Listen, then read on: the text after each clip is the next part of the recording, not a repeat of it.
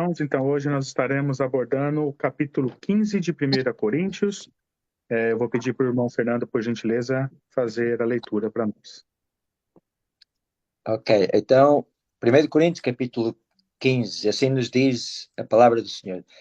Também vos notifico, irmãos, o evangelho que já vos tenho anunciado, o qual também recebestes e no qual também permaneceis, pelo qual também sois salvos se o retiverdes, tal como vos tenho anunciado, se não é que crestes em vão. Porque primeiramente vos entreguei o que também recebi, que Cristo morreu por nossos pecados, segundo as Escrituras, e que foi sepultado e que ressuscitou ao terceiro dia, segundo as Escrituras, e que foi visto por Cefas e depois pelos 12. Depois foi visto uma vez por mais de 500 irmãos, dos quais vive ainda a maior parte, mas alguns já dormem também. Depois foi visto por Tiago, depois por todos os apóstolos, e por derradeiro de todos me apareceu também a mim como a um nascido fora de tempo.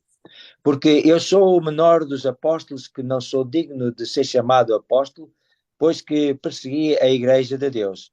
Mas pela graça de Deus sou o que sou, e a sua graça para comigo não foi vã, antes trabalhei muito mais do que todos eles, todavia, não eu, mas a graça de Deus que está comigo. Então, ou seja eu, ou sejam eles, assim pregamos e assim haveis querido. Ora, se prega que Cristo ressuscitou dentre os mortos, como dizem alguns dentre vós que não há ressurreição de mortos. E se há não ressurreição de mortos, também Cristo não ressuscitou. E se Cristo não ressuscitou, logo é vã a nossa pregação e também é vã a vossa fé. E assim somos também considerados como falsas testemunhas de Deus, pois testificamos de Deus que ressuscitou a Cristo, ao qual, porém, não ressuscitou, se na verdade os mortos não ressuscitam. Porque se os mortos não ressuscitam, também Cristo não ressuscitou. E se Cristo não ressuscitou, é vã a vossa fé, e ainda permaneceis nos vossos pecados. E também os que dormiram em Cristo estão perdidos. Se esperarmos em Cristo só nesta vida, somos os mais miseráveis de todos os homens. Mas, de facto, Cristo ressuscitou dentre os mortos e foi feito as primícias dos que dormem. Porque assim como a morte veio por um homem, também a ressurreição dos mortos veio por um homem. Porque assim como todos morrem em Adão, assim também todos serão vivificados em Cristo. Mas cada um por sua ordem. Cristo as primícias, depois os que são de Cristo na sua vinda. Depois virá o fim, e quando tiverem entregado o reino de Deus ao Pai, e quando houver aniquilado todo o império e toda a potestade e força, porque convém que reine até que haja posto todos os inimigos debaixo de seus pés. Ora, o último inimigo que há de ser aniquilado é a morte, porque todas as coisas sujeitou debaixo de seus pés.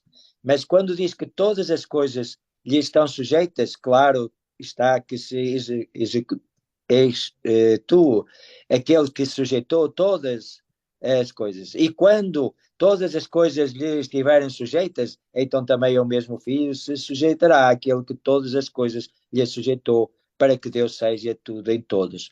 De outra maneira, que farão os que se batizam pelos mortos, se absolutamente os mortos não ressuscitam? Porque se batizam eles então pelos mortos. Porque estamos nós também a toda a hora em perigo.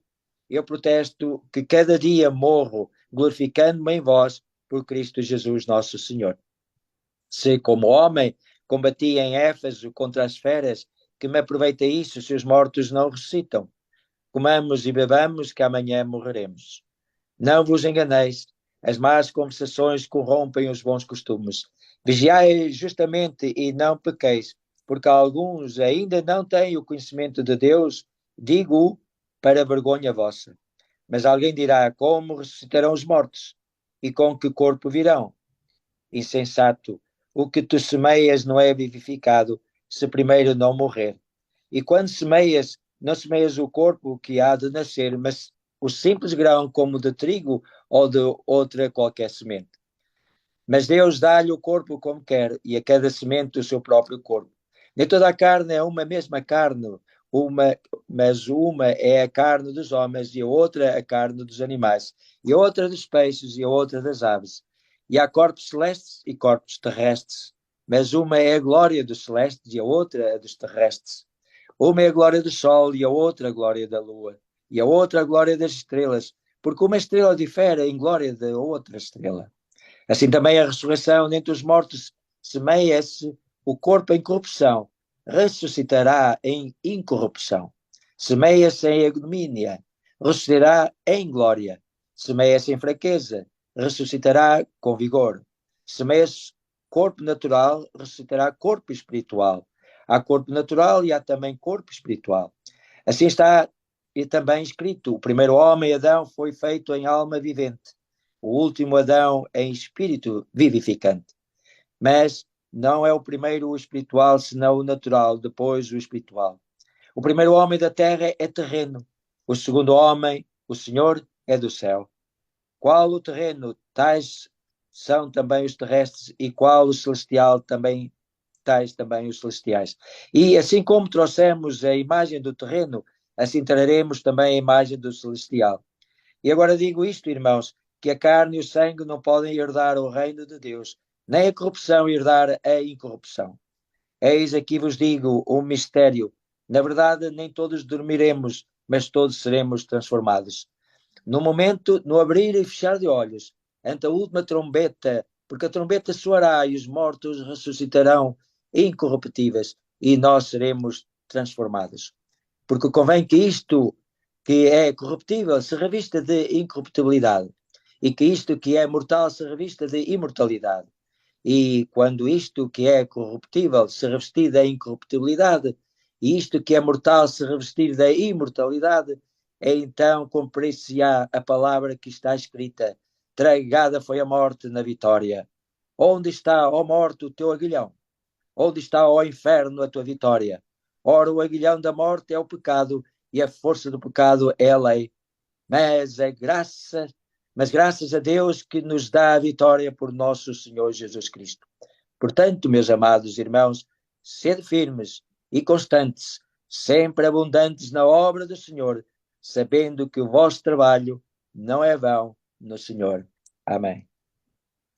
Amém, meus queridos. A ressurreição de Cristo é o maior evento e o maior milagre da história do mundo. Isso porque ninguém jamais conseguiu vencer a morte. Temos, na verdade, relatos na Bíblia de pessoas que ressuscitaram, mas todos que foram ressuscitados voltaram a morrer novamente.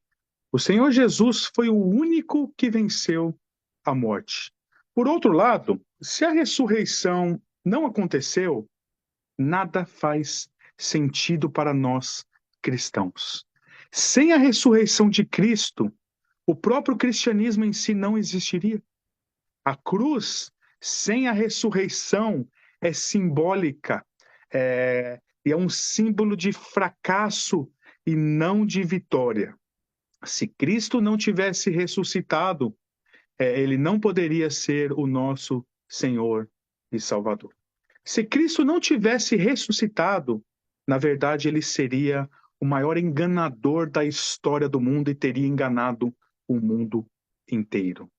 Em nenhum lugar na Bíblia é tratado esse assunto aqui da ressurreição de Cristo de forma tão profunda, exaustiva, do que no capítulo 15 de 1 Coríntios.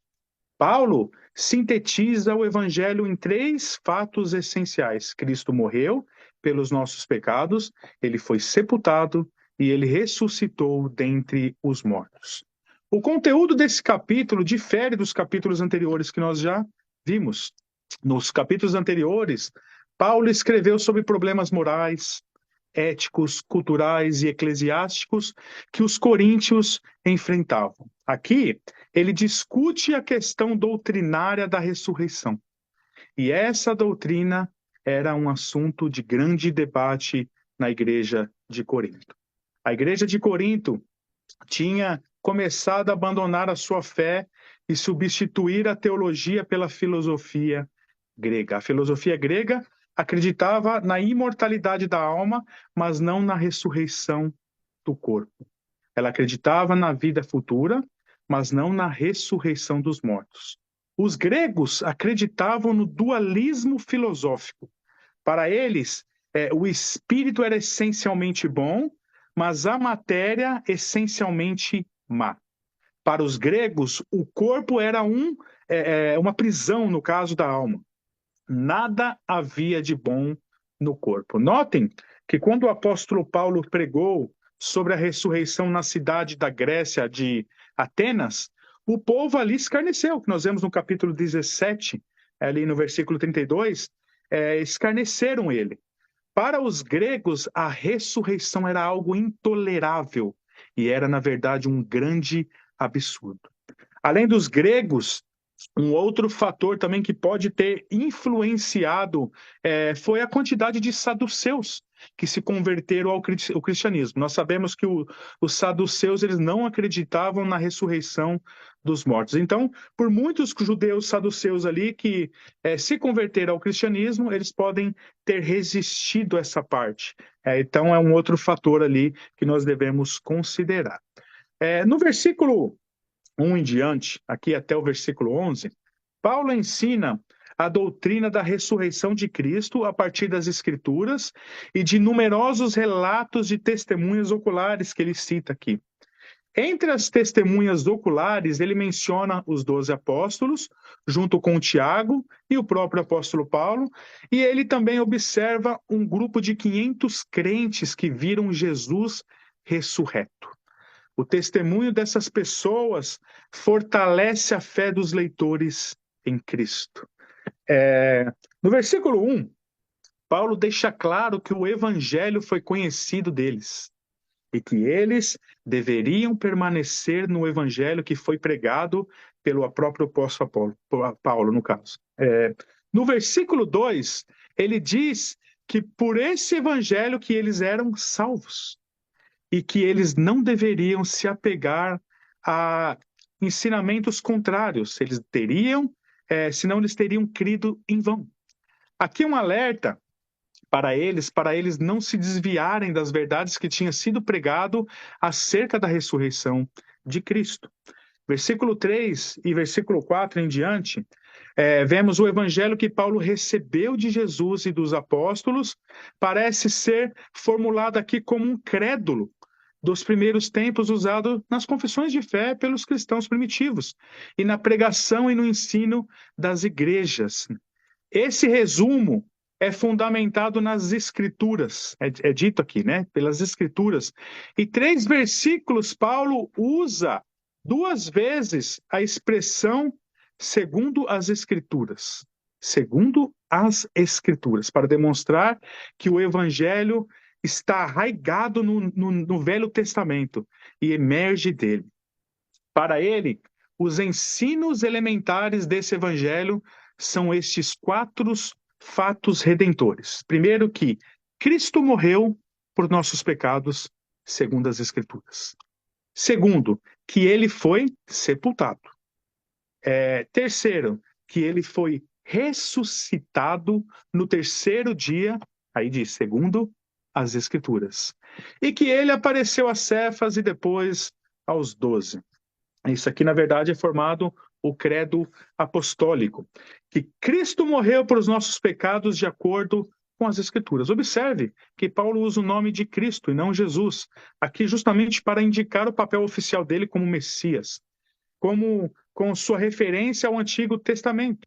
Paulo aponta para o profeta Isaías aqui, o profeta que relata que o Messias, o ungido de Deus, o servo sofredor, foi transpassado pelas nossas transgressões e moído pelas nossas iniquidades. Isaías escreve ainda que nossos pecados foram colocados sobre ele e ele morreu pelos pecados do seu povo. E outra citação das Escrituras é acerca da ressurreição. Isaías profetiza a ressurreição do Messias em Isaías 53, ali do versículo 10 em diante. O Antigo Testamento, como um todo, ele testifica da ressurreição no 3º dia. Uma tradição primitiva viu a evidência combinada do Salmo 16 e o Salmo 110 como testificando a ressurreição do Messias.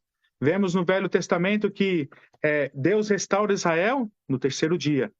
Jonas esteve dentro do peixe durante 3 dias e 3 noites. Vemos a ressurreição de Cristo em todo o Velho Testamento. Só não vê quem não quer, meus queridos. E que ele apareceu a Cefas e depois aos 12. E depois apareceu a 500 pessoas. Paulo acrescenta que a maioria dos 500 ainda estavam vivos na época que ele escreveu essa epístola. E ele dá a entender que se houvesse quem duvidasse de fato que Jesus tinha vencido o túmulo ali, poderia consultar quaisquer desses crentes que tinham visto o Senhor ressurreto. Onde essas testemunhas moravam não se pode determinar, mas entendemos que tanto Paulo como os coríntios conheciam muitos deles.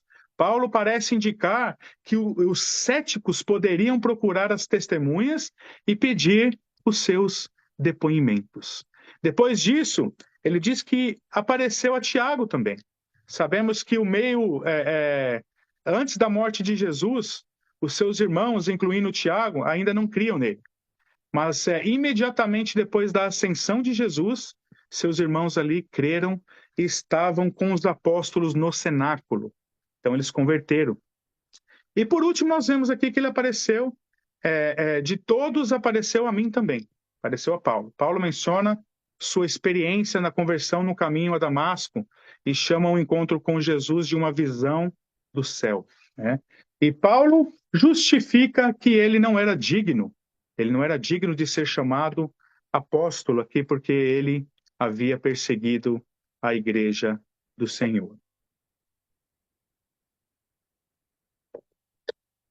Mas que quer fosse pregado, no caso, o evangelho pelos apóstolos ou por ele, o evangelho foi confiado a eles e através da pregação deles, eles haviam crido na palavra.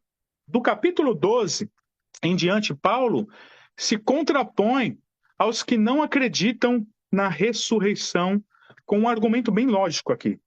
Um argumento do apóstolo Paulo que é bem lógico.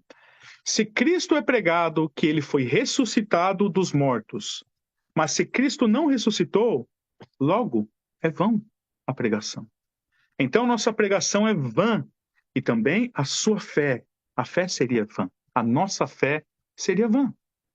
A lógica do discurso de Paulo é irresistível. Se Cristo ainda está no túmulo, fora de Jerusalém, ele argumenta, então o conteúdo da minha pregação nada mais é que palavras vazias. E eu, assim como todos os outros apóstolos e pregadores, somos um bando de charlatões. É isso que o apóstolo Paulo está dizendo aqui. Se Cristo não ressuscitou, logo a nossa fé é vã e ainda estamos em nossos pecados. Ou seja, não há perdão de pecados. E os que já morreram em Cristo também pereceram em vão. E Paulo diz que não devemos crer em Cristo apenas para essa vida sem sentido, mas crer que ele morreu e ressuscitou e que isso transcende esse mundo passageiro. Do versículo 20 em diante, aqui Paulo começa a enfatizar que a doutrina da ressurreição de Cristo não era conto de fadas, mas agora Cristo já ressuscitou. Isso é fato, verdade absoluta, as primícias dos que dormem, e para os que já morreram em Cristo, não morreram em vão. Porque em Adão veio a morte, mas em Cristo veio a vida a todos os que creem. Todos morreram em Adão e todos são vivificados pela fé em Cristo Jesus, o Filho de Deus. Agostinho de Hipona costumava dizer: antes da queda, Adão podia pecar ou não pecar. Depois da queda, ele não podia não pecar. E esse é o nosso estado. Porque por Adão veio o pecado, mas através de Cristo nosso Senhor, através da sua vitória na cruz e a redenção que ele nos traz, nós temos esperança, nós somos perdoados, nós somos lavados e justificados pelo sangue do Cordeiro. E isso é um fato, irmãos. É um fato absoluto, uma verdade absoluta que todo cristão genuíno acredita, porque Deus deu essa fé, essa capacidade de nós crermos nele. No versículo 23 em diante, Paulo começa a falar de escatologia, aqui dos fins dos tempos. A sua vinda será o fim. Ou seja, quando Jesus vir, é o fim de tudo. Será quando ele ali vai entregar o seu governo ao Pai. Mas antes, ele vai abolir todo o governo. Não existirá mais governo. Toda autoridade e todo poder será aniquilado. Só haverá um governo, só haverá uma autoridade e só haverá um poder, o de Cristo. E nós vemos aqui que ele diz que todos os inimigos de Deus serão subjugados. Salmo 110, ali diz: disse o Senhor ao meu Senhor, assenta-te à tua direita, até que eu ponha os teus inimigos debaixo dos teus pés. Aqui mostrando que os inimigos de Deus perecerão. Todos os inimigos de Deus serão subjugados e vai existir apenas uma autoridade, um poder, que é a de Cristo. E aqui diz que o último inimigo é a morte. Esse é o grande inimigo do homem, que ninguém conseguiu vencer, apenas o nosso Senhor Jesus Cristo. Versículo 29, vemos que Paulo, aqui é interessante, condena, tem um contexto aqui, que Paulo condena o batismo oferecido aos mortos. Pessoas ali estavam realizando o batismo para pessoas que já tinham morrido. Isso é uma espécie de purgatório que os católicos fazem, intercedendo pelas pessoas que já morreram. É a mesma coisa que orar para Deus, para que Deus salve uma pessoa que já morreu. Não podemos fazer isso, e Paulo aqui condena isso. No século III, Tertuliano, que foi um dos pais da igreja, comenta esse versículo e observa que Paulo desaprovava a prática do batismo em benefício dos mortos. 100 anos mais tarde, Crisóstomo descreveu um procedimento bizarro de alguns marcionitas ali que batizavam uma pessoa que havia morrido repentinamente e não tinha tido tempo de batizar. Então, esse tipo de prática que aqui o apóstolo Paulo está condenando. Nós não intercedemos por mortos, meus queridos irmãos. Nós não podemos... Se alguém morreu, a salvação dele foi o que ele viveu com Deus e a fé dele em Deus. Isso é individual. Uma pessoa morreu, eu não posso orar, Senhor, salve ele. Quando a pessoa... Por isso que quando tem um funeral, a prática que nós temos é orar pela família. Nós não oramos pela pessoa que já morreu, porque não tem mais nada a ser feito, irmãos. Essa é a grande realidade. Então, nós devemos ter essa perspectiva aqui, que Paulo condena essa ação. Versículo 30 em diante, Paulo diz que ele sofre todos os dias. Todos os dias ele sofria pelo evangelho. Ele morria todos os dias, mas ele se alegrava neles. Ele podia se alegrar ainda de pregar o evangelho para eles em Cristo Jesus. E ele diz: eu sofro e me alegro ao mesmo tempo por pregar o evangelho. Eu lutei contra feras, em Éfeso, que ele diz, eu lutei contra feras, tantas coisas eu passei. E qual é a vantagem de tudo isso se os mortos não ressuscitam? E aqui ele já inverte, para combater o falso ensinamento que não há ressurreição que tinha ali na igreja de Corinto. Paulo usa esse argumento e em seguida diz: não se enganem, as más companhias corrompem os bons costumes. Ou seja, não escutem os que dizem que Cristo não ressuscitou. Não escutem os que dizem que não há ressurreição dos mortos. E ele continua: tenham juízo, coríntios. Muitos ainda não têm conhecimento de Deus. E isso é motivo de vergonha para eles. Olha o que ele fala: para vergonha de vós. Era motivo de vergonha deles. Olha que interessante. O fato das pessoas não conhecerem Deus é motivo de vergonha para nós. Isso é uma forte exortação que deveria nos fazer posicionar na pregação e defesa do Evangelho. Nós devemos ter isso, meus queridos irmãos, em perspectiva. Paulo, então, responde o que muitos estavam falando. Mas se eles ressuscitam, como que corpo? Que corpo que eles vão usar, né? Que corpo que eles virão aqui, no caso? E ele chama essas pessoas insensatas, né? Outras traduções fala tolas, fala pessoas insensatas, e dá um exemplo do trigo. Primeiro vem a semente, e assim também é o corpo. Ele começa a falar que existem corpos diferentes de animais, de aves, de peixes, corpos celestes e corpos terrenos, corpos celestiais e corpos terrenos. E cada um tem a sua glória, da mesma forma que o sol e a lua são diferentes um do outro e cada um tem a sua glória. E assim também será a ressurreição dos mortos. É semeado em corrupção e é ressurreto em incorrupção. É semeado em desonra e é ressuscitado em glória. É semeado em fraqueza, mas é ressuscitado em poder. É semeado o corpo físico e ressuscitado um corpo espiritual. E Paulo argumenta que há diferença entre corpos terrenos e corpos celestiais. Os nossos corpos e os corpos de seres celestiais são diferentes. E os corpos terrenos não podem herdar o reino dos céus. Carne não e sangue não vai herdar o reino dos céus. No versículo 51 em diante, Paulo começa a falar do arrebatamento. Aqui. Em um piscar de olhos, ao som da última trombeta, os mortos irão primeiro. Os mortos irão primeiro e depois os que estão vivos irão com ele. Em seguida, esse corpo corruptível será revestido de incorruptibilidade e esse corpo será revestido de imortalidade. Então, o que está escrito será cumprido. A morte foi tragada, né?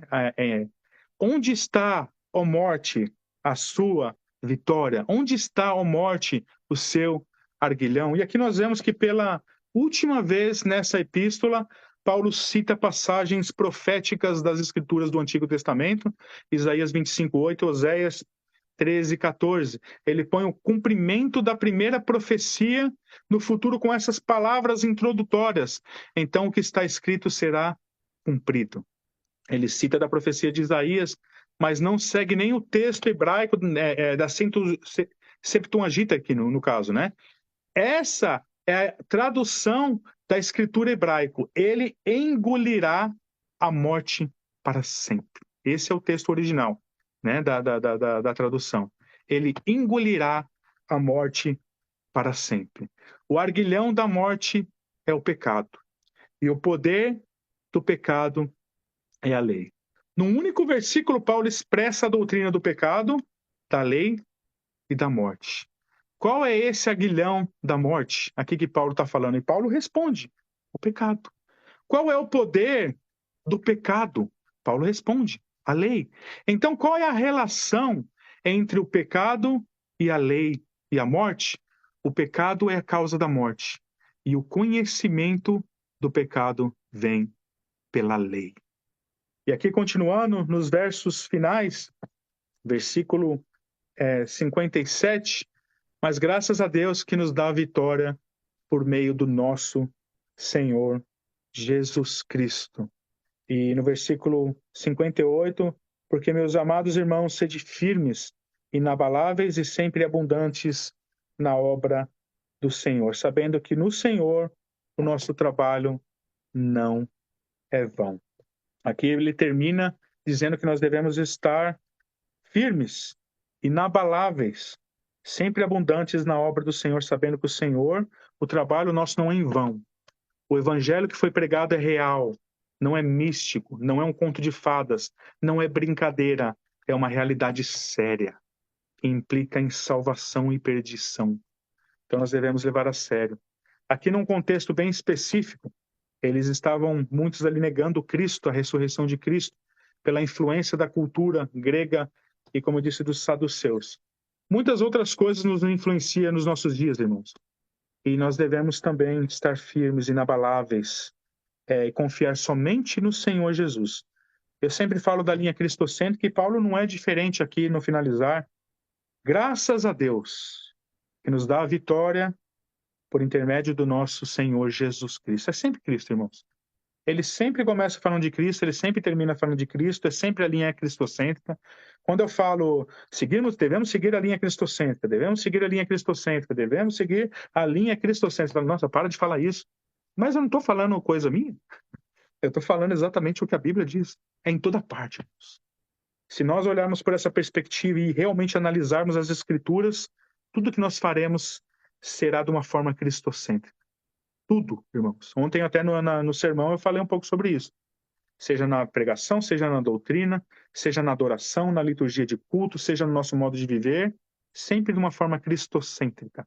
Paulo sempre combate todos os problemas, todas as heresias, apontando para Cristo e para o evangelho que foi confiado a eles.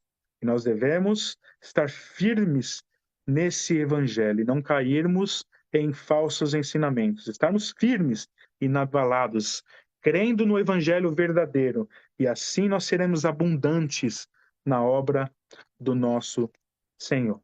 Irmãos, aqui é um capítulo longo. Obviamente eu não fui versículo por versículo detalhando, eu quis focar bem na ressurreição e dar um enfoque cristocêntrico. Obviamente, se a gente fosse detalhar, duraria, na verdade, esse estudo um dia todo, né? Porque ele é bem grande. Então eu quis focar aqui no assunto principal, que é a ressurreição, e o objetivo do apóstolo Paulo aqui, que nós estarmos firmes no Evangelho, ensinando aqui o contexto que estava acontecendo aqui. Tá bom, meus queridos? Então, depois agora a gente tem um momento também para poder especificamente tirar algumas dúvidas também que os irmãos venham a ter. Vou pedir para o Charles, então, finalizar, e pedir para o irmão Fernando, então, fazer uma oração para a gente, por gentileza.